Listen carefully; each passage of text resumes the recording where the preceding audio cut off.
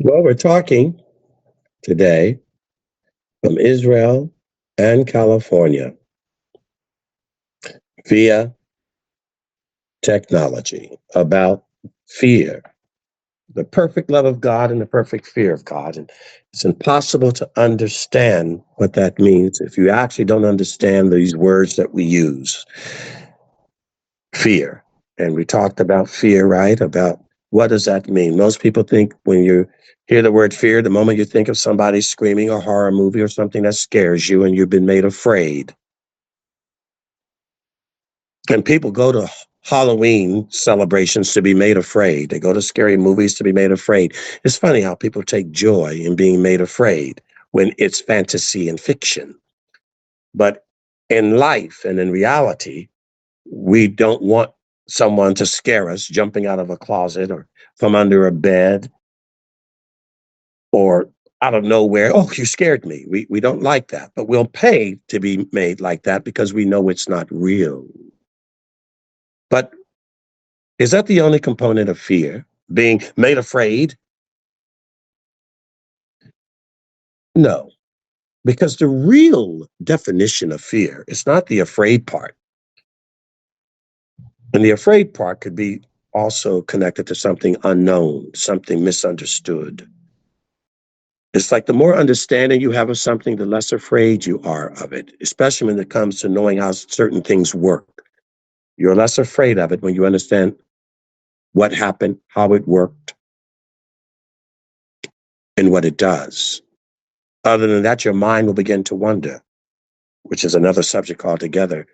Most of our time, our mind wonders. We always have to focus. We very seldom pay attention. Fear is better defined as reverence or to revere, because the real definition of fear is that which you are in awe of or acknowledge or recognize as something greater than you, more powerful than you, and authority over you that could produce a negative result or outcome because of its power or its authority. So it's in awe. We say the word awe. I'm that way when I'm in a mountain. I love mountains, and it produces a lot of afraidness. I love to look at them. I love to be around them, but I recognize how powerful this mountainous matter is and how easy it could fall on me, how easy it would not even care if I stumbled and fell. I am nothing compared to a mountain or the vastness of an ocean or sea or the deepness of a lake. You're in awe of it, but it can swallow you up. Grizzly bears, whales, sharks. You're in awe of even celebrities or great politicians, someone powerful, a, a great drug lord, the head of a drug cartel, a police officer. But see, fear produces a respect and an awness of it. You know what it's capable of. We're that way with fire. We use it every day. We know we need it. We love it. We cook with it. We warm ourselves in the wild when we're camping. By it. It serves great purpose, but we're also afraid of it, aren't we? There's a love-hate relationship, or really a love-fear relationship. It's not love-hate, it's love-fear. You're afraid with your father. You know, he's great, he's big. Oh, the authority. You know, if your father finds out, some of you, your mothers, you recognize that they are greater than you. They have more power. They have power over you. You can't eat without them, you can't live without them, can't move without them until you become of age. So there's a reliance on them, there's a respect, and you love them, but you also recognize what they're capable of. Oh, I better be careful. You don't want your dad to find out. Oh, I better not let your mom find out. They might ground you. They might punish you. They might spank you. Ah, but you love and fear them. You love and fear the king. A cop came up with the sirens blaring, and I had very little fear because I hadn't done anything. There's a little hint of it because you're wondering, oh my gosh, I'm being pulled over. Why? But when you know you're guilty and you know you've done wrong, the fear is increased exponentially out of your own consciousness.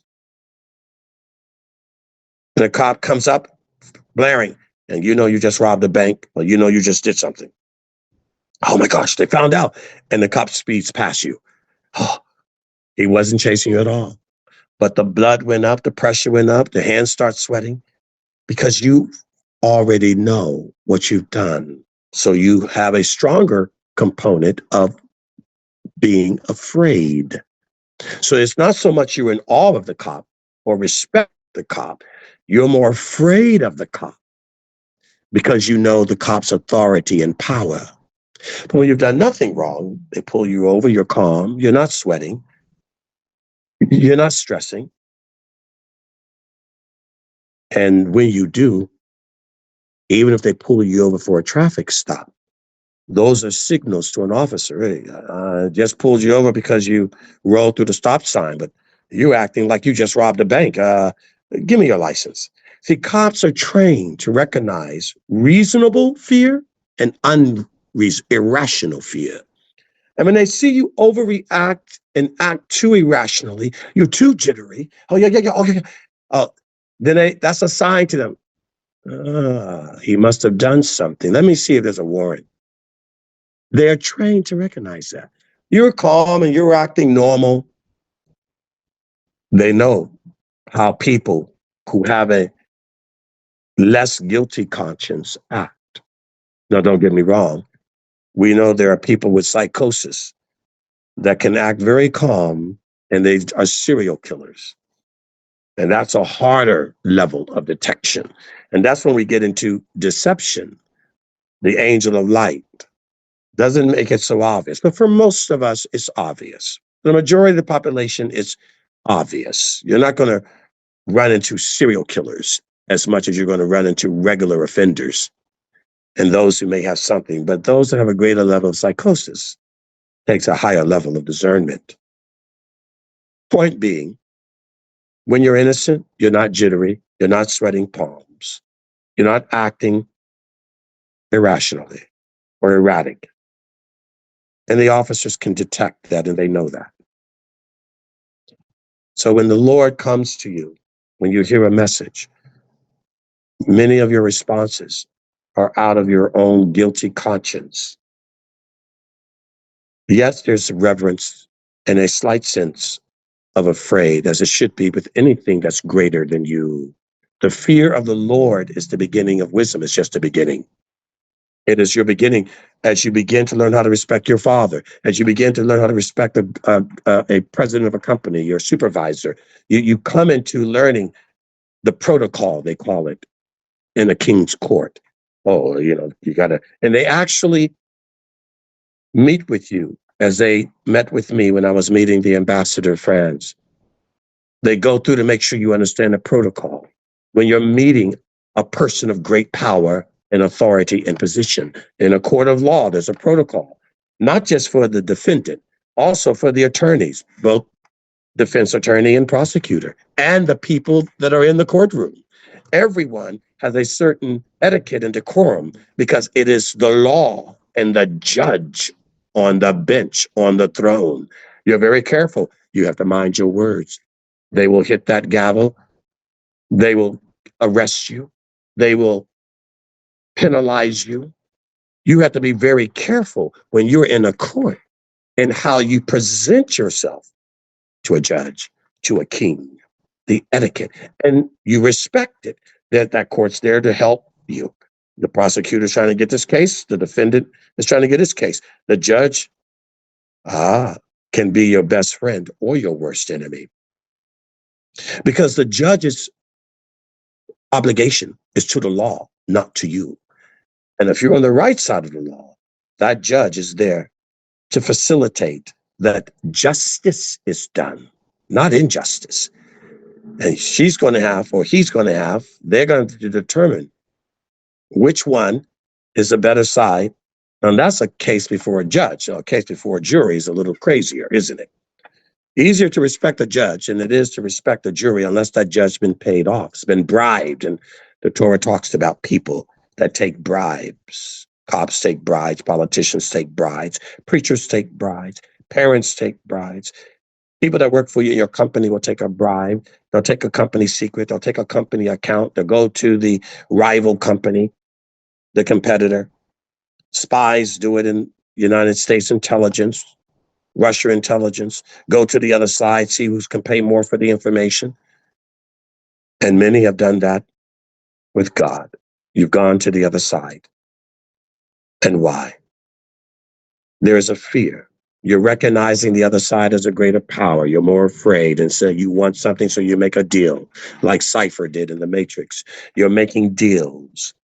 You've lost your fear. What? Your respect, your awe, and your love for the officer, for the court, for the Torah, for God's law, for God's instruction, for God himself. And most of you do not have anywhere near a fear of God, meaning awe, respect, and love, like Esther, recognizing it. She could go for the king.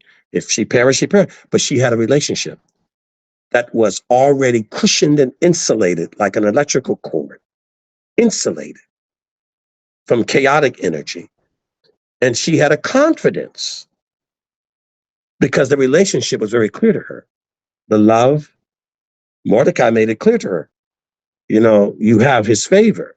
And when you have the favor of something great, it lessens the fear. Oh, no, no, no. You go to dad and ask him that. He'll yell at me. Oh, you're his pet kid. You're the apple of his eye. And yet there comes a point when judgment comes, as Adonai said in one verse, even if the prophet or Moses would come and intercede for you, it would not quelch the judgment. Sometimes the intercession works. Okay, I'll have mercy because you're interceding. Other times, the judgment is so great, I'm sorry. I know you've got pull with me. I know you've got power with me. You're on a good terms with me. But even though you are the love of my life, the apple of my eye, you are my greatest servant. I'm so proud of you, Nathaniel. I'm so proud of you, Eric. But even with you interceding on that person's behalf, I am not going to grant that grace this one. It is about judgment.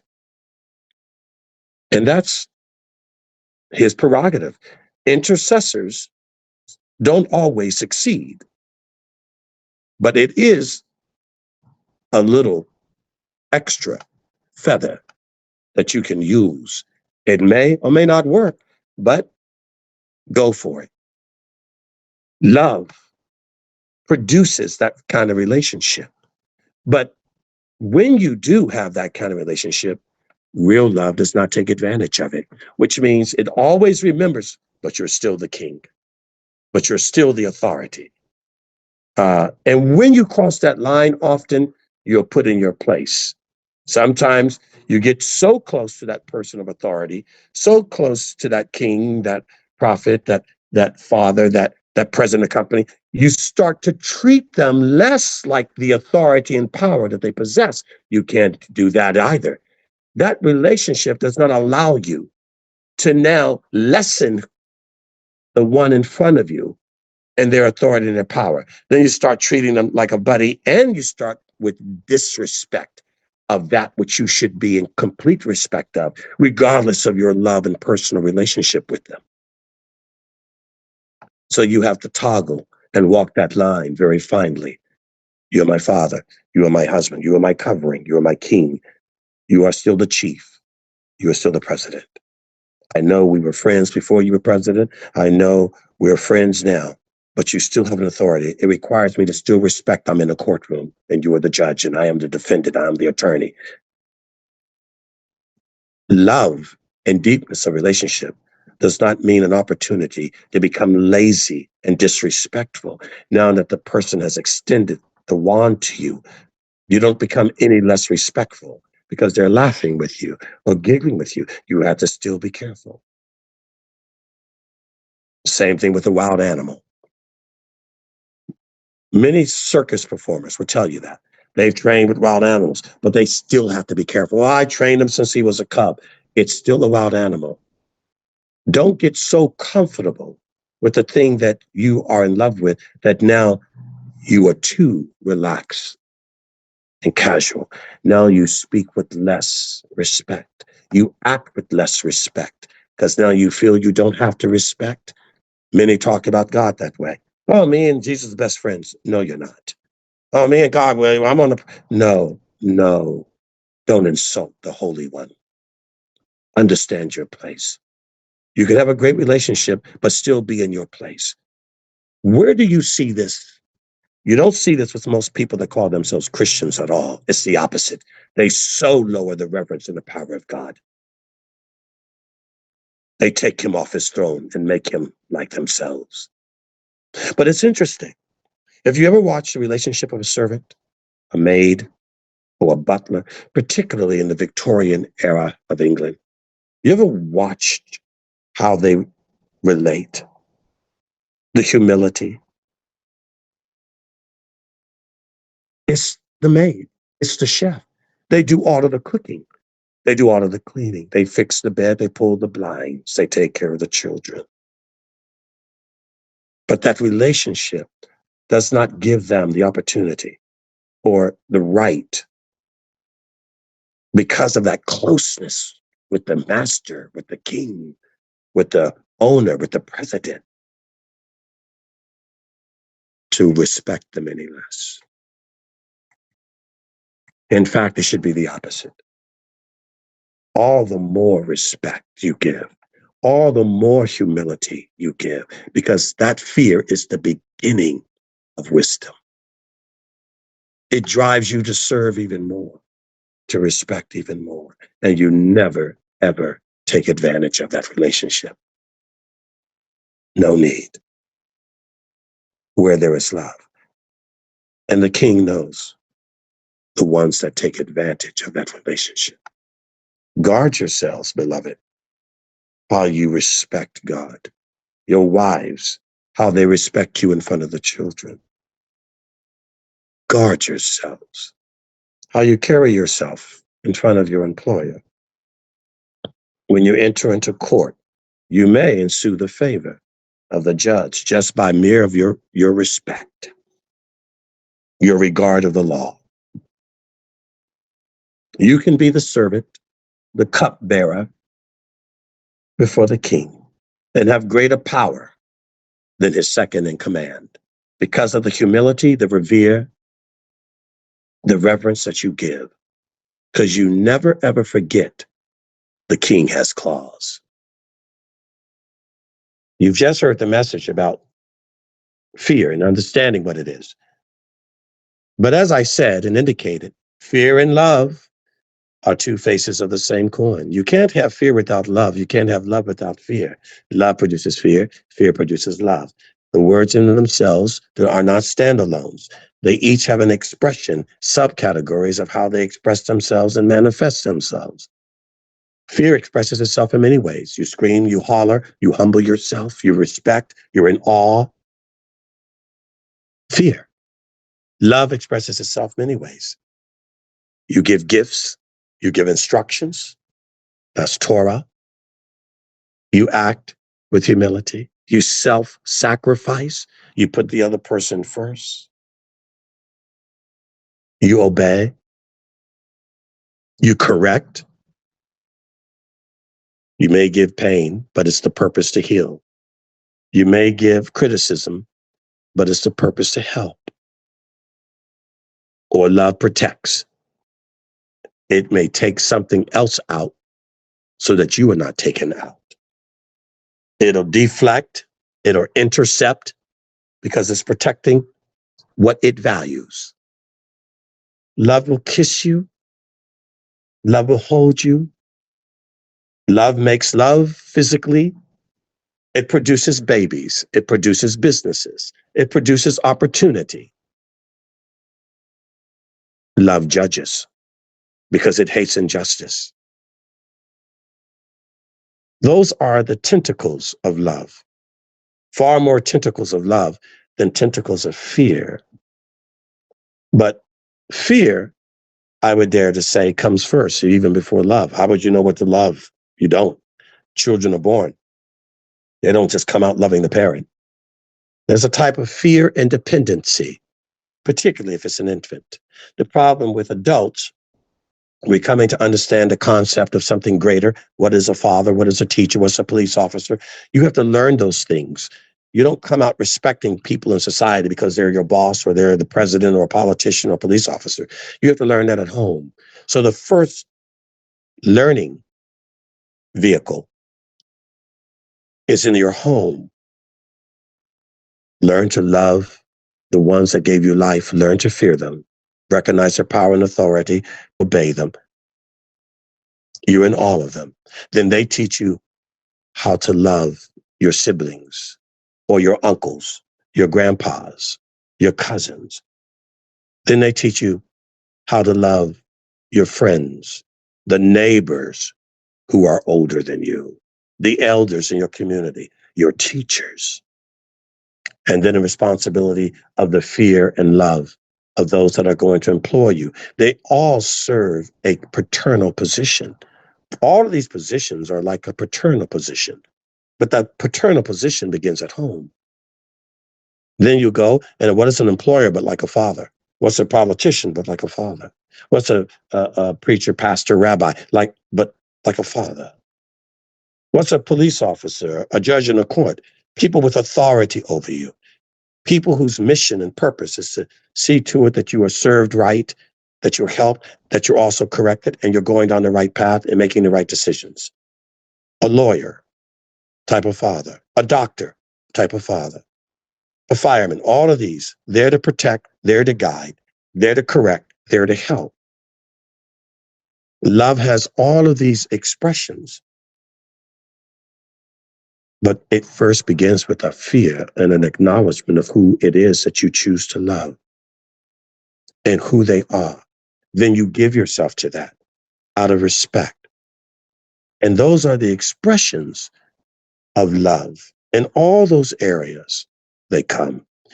Problem is, we fear the wrong things. And when you fear the wrong things, you love the wrong things. When you love the right thing, you fear the right thing. You're in awe and respect. The problem is what's in between our ears. And it goes back to perception. And perception is belief. If you believe something's the enemy that's not, you're going to treat it like that. You won't love it. If you believe that something is weaker than you, you're not going to have fear of it. You're going to think, and you're going to get your butt kicked because you thought because the person was smaller, but they know kung fu.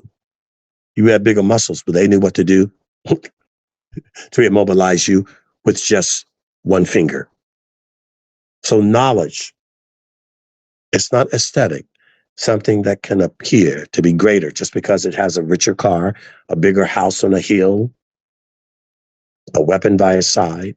People are trained how to disarm you. You think you're stronger because you got a weapon. You know how to prevent from being disarmed? So you'll get the false illusion of strength and what to be afraid of and what you should fear. You think it's not a threat, and it is. You think it is a threat, and it's not. So when we are walking in fear, perfect love will cast out the wrong component of fear. Perfect love will allow you to even cover an expression of fear. Love covereth a multitude of Torah. See, love does a lot. That's where we get into the word grace and mercy. Grace and mercy are a component, an expression of love, just as judgment is as well. Well, I'm punishing you because I love you. Well, we didn't understand that as kids. You think grace and mercy is only giving you cookies, apple pie, and the hot fudge sundae cake? Sometimes love will send you to bed without your dinner. Sometimes love will ground you for a week. You don't recognize that it's good for you. Sometimes love will give you a medicine that's hard to swallow, but it's sweet in the belly. Sometimes love will give you a task that will stress you, but it's a stress to heal you, not a stress to depress you. Sometimes love will take something from you that you don't recognize is not good for you. Sometimes love will teach you a lesson by giving you what you ask for when you shouldn't have it, so that you might suffer the consequence of it and thereby possibly learn the lesson to never go down that path again. Sometimes love will let you fall. Sometimes love will pick you up. And sometimes love will turn its back so that you can see what it's like to be without it. Misused it, abused it. You weren't grateful for it. You weren't thankful for it. You took advantage of it. And its intent is to teach you how to treat it better, so it might leave you for a while. Come back and see if you learned a lesson. All of the various expressions of love. What love does is always for the intent of making us more like it. It doesn't do it because it takes joy in seeing you cry or hurt or in pain, or it's a party pooper. Everything it does, whether you recognize it or not, rather it makes you cry or rather it makes you laugh, its intent is to make you better, not bitter. And when you have that, the fear even increases. See, fear does not increase love, but love will increase fear, even though fear comes first, to get you started and open for the beginning of the wisdom of love. So, how do you tie that together with perfect love casts out all fear if love increases fear? Well, again, we're not quoting words that don't really have any particular accuracy in canon. This is perfect love simply means the right kind of love. And obviously, the things you fear are the things you serve. Whatever you're afraid of, why do people pay their rent on time? Why do people try to pay their bills on time? What are they afraid of? Do they really respect the credit card companies? No. Do they really respect the landlords or the mortgage companies? No. So why? Because the penalties are great. So great that they are afraid of the consequence of not respecting. And hence is where we get consequence and penalty. You see, telling you what love is and what fear is one-sided because it's based on your reaction and response to it.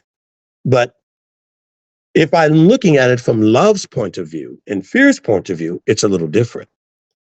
Because how is fear going to get the result it wants, or love going to get the result it wants, unless it comes with a reward or a consequence? So that's where we get into getting people to do things and out of either a bribe or lure, out of candy. You know what you can get. You know what I'm going to give you. You know how much you can make. Other than that, how would it get its result? Or out of the threat or the consequence of not giving your love and not giving your fear. Mm-hmm. So That's what's commonly known as the carrot and the stick. the carrot, that's better said. You're right. That's commonly known as the carrot and the stick. Everything operates by it. It's not just the consequence and the reward. All four of those work together. The carrot and the stick, the consequence and the reward. You can't have those without the other. They all are a part of the process. Eat this, eat that. You're going to have everything you need. Oh, by the way, don't touch that. Touch that and you die. Here's what comes with the blessings. Here's what comes with the curses. Here's what comes if you come this semester, go through final exam. Here's what comes if you don't. Here's what comes if you obey the law. Here's what comes if you don't. All of it. Here's the reward that we offer. Here's the consequence. You've got to have the carrot. You got to have the stick. You got to have the consequence. You got to have the reward. And based on your reaction to all of those four things will depend on the outcome for you and the perception of it. That's why training is so important, because without it, we are left to our animalistic, intrinsic, innate instincts. Now, animals are far greater at consistently doing the same thing over and over again without any outlier or anomaly. Very rare. But the human, not so. To some degree, yes, but not as much as an animal. We can augment all kinds of things. We mess up our programming all kinds of ways. We don't use our nose and our sensory perceptions as well. We could. And some would suggest earlier man in his infancy did it a lot better. But the more technologies you get, the more comforts you get, you stop using your natural biological technologies that God has given us. We suspend our senses. We more rely on surveillance cameras than we do on our own observational camera. The sense that you can have without even using your eyes, discerning energy with your hair, your skin, the nose, the aroma, the frequency of a voice. See, the less human we become, the less of a miracle we become. Father designed us. He didn't put Adam and Eve in the garden with an iPhone or a Ring camera. He didn't put magic glasses on their eyes. No, it's already hardwired in you. Most of what people don't understand is all of this industrial, magnificent, mechanized technology, all are a result of the real world. It's just things that we take from ourselves to try to make something like ourselves. What is a computer but something that's being made like a human brain? What are robots but something that's being made like a human hand? What is transportation but something that's being made and replicated like a human foot? And we go from the human replicating technologies to emulate, simulate, or elevate the ability and capacity for speed for a human body. We have technologies that are designed. All of these things we do to extend ourselves, and we are looking at the real world around us and constantly trying to replicate it and emulate it and fabricate it. Well, what does he teach in Isaiah? Well, throughout all of the Torah, so many places. What were they doing? Casting metal, casting silver, casting iron, crafting statues. What were they doing? Replicating the real relationship with God, with ADONAI, Yahweh. And you start, because we are hardwired to worship the Lord. We're hardwired to think, so we try to make artificial things. We're hardwired to honor God, so we make artificial gods. Everything that we do in our mutation is to replicate artificially what we don't need to. We don't need to. And what happens when we do that? Then we suspend our natural ability to memorize. You know, people that are using their phones a lot, write it down. Listen, before cell phones, I could remember every person's number. I'm 60. I can remember every person's number. I didn't have all this papers, phone numbers. Can remember those. I didn't walk around with a piece of paper. I knew the numbers. But when you're not using it, you lose it. That's another adage or expression. So when you get out of the real relationship with your maker, your creator, now it's about the book. Well, it's never about the book or whatever, the Siddur or the Tanakh or the Bible. Which came first, the Siddur, the Tanakh, and the Bible? The people in the scripture that you're reading about seem to have a wonderful relationship with Father. They didn't have that.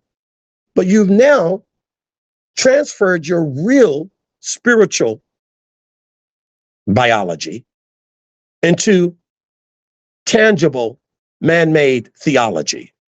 And now it's no longer calling on the Lord, it's holding on to a cross. It's not a lifting your face up to the Lord, it's in front of a statue of Mother Guadalupe, Mary, St. Peter, or some angel.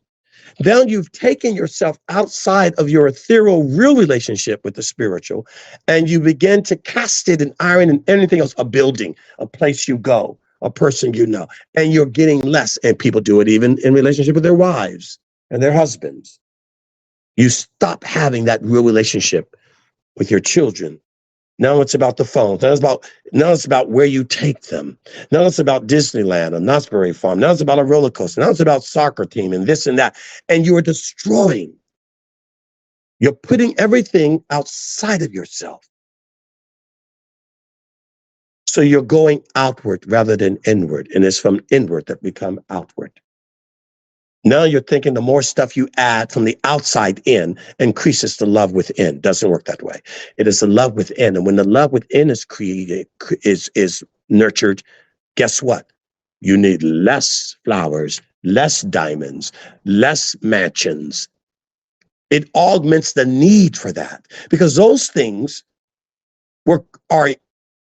are artificial, are replacements.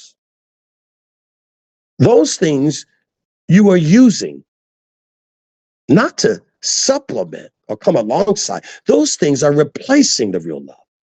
Now you've put all of that energy in the wrong place. Too much emphasis on the college degree.